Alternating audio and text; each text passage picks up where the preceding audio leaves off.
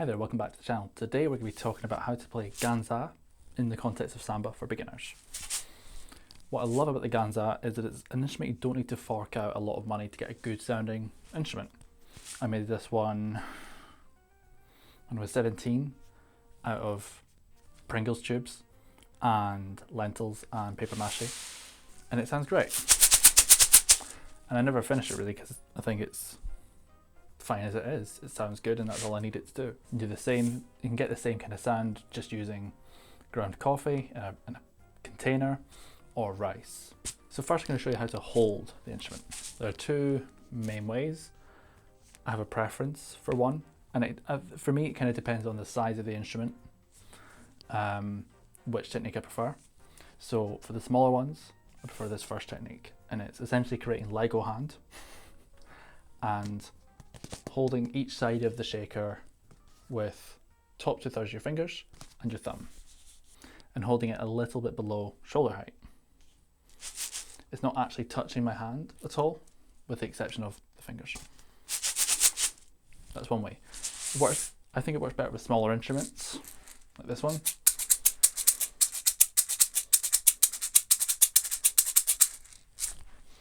Whereas my preference for a Ganza like this is taking the Lego hand, turning it around about 90 degrees, so you're on the side of the instrument, balancing the bottom under your ring finger, index and middle finger wrapped around the front, and thumb up along the curve at the back. Same on the other side, and holding it in the same sort of place, a little bit below shoulder height. The same technique applies, but it's just kind of hard to hold a smaller instrument like that because most of the weight is out of your hand, whereas the kind of Lego hand cradle hold, as I'm calling it now, fits the whole shake in your hand. So let's move on to the technique. With the Ganza, you've got two main sounds that we need to play Samba. There are others, but we're going to stick to two. First one is a ghost note, or a quieter note, where essentially we're just tipping the Ganza back and forth with our wrists. Slightly over exaggerated. The faster we play, the less we need to move our wrists, basically. So I'm not even moving the rest of my arms, it's just in the wrist. Back, forward, back, forward. Okay, the other note is an accent or a louder note, where we're doing that same motion, but we're starting the movement with our elbow.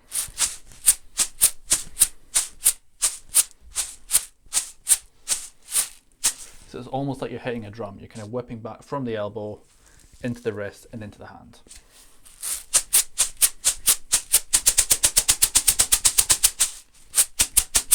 The accents are quite quick, so you should be able to feel whatever you've got inside really hitting against the side of the instrument.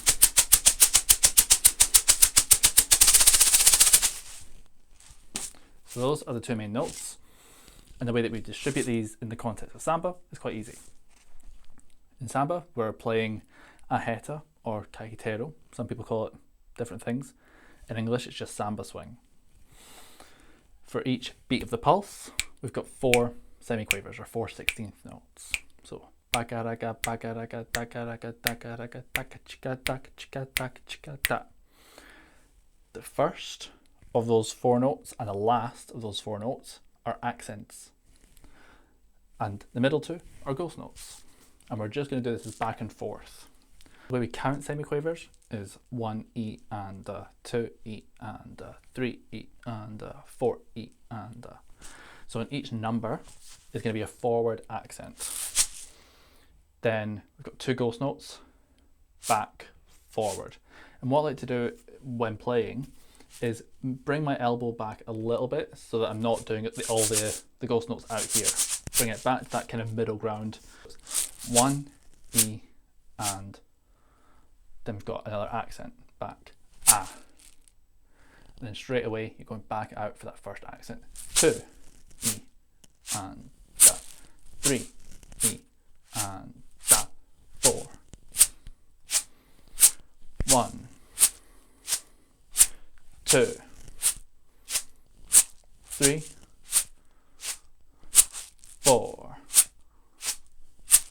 1, 2, 3, 4. Speed it up. 1, 2, E, and 3, E, and 4. 1, E, and 2, E, and 3, E, and 4, E, and 1, E, and 2, E, and 3, E, and 4.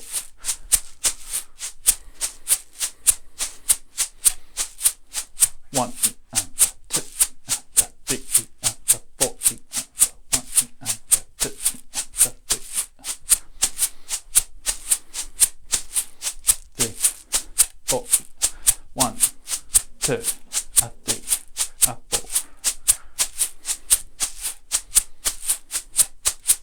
1, 2, 3, 4. Stop. Technique still applies on a smaller instrument using the Lego hand technique. So 1, E, and 2, and 3, and 4, and 1. But as we get faster and faster, we need to move less and less. 3, 4, 1, 2, 3, 4, 1, 2, 3, 4, 1, 2, 3, 4, 1. Okay, and the key to playing faster is loosen up, because as soon as you tighten up, you can't perform that movement super fast, and it just kind of turns into, you know, the shaker rolling down a hill, falling down some stairs, that kind of vibe. So that is a quick look into playing Ganza for beginners. I hope you find it useful. If you enjoyed the video, be sure to like and comment, let me know. I hope to see you again on the channel very soon. Until next time, bye.